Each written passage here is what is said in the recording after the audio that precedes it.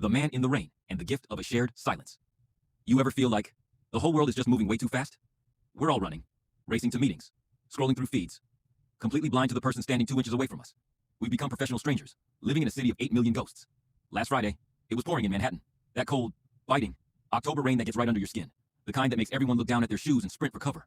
I was huddled under a tiny leaking awning, waiting for an Uber that was 15 minutes late. I was annoyed. I was cold. I was, honestly, just as selfish as everyone else.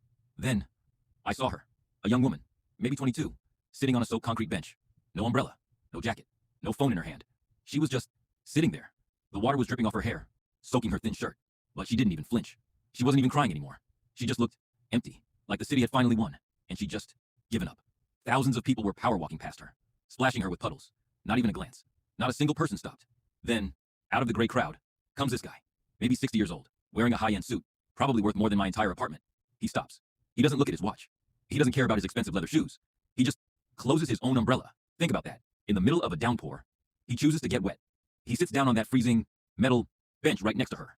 Within seconds, his expensive suit is ruined. He's drenched, but he doesn't say it'll be okay. He doesn't offer some cheap, hang-in-there advice. He just sits in the rain with her for 5 long minutes. Total silence. Just the sound of the rain hitting the pavement. Finally, he reaches into his pocket, pulls out a small, crumpled bag of warm, roasted peanuts, and just nudges it toward her hand. He leaned in, and I heard him whisper, "The world is a lot to carry alone. Why don't we just share the weight for a second?" I watched her shoulders drop. The tension, it just vanished. She didn't need a hero. She didn't need a lecture. She needed a witness.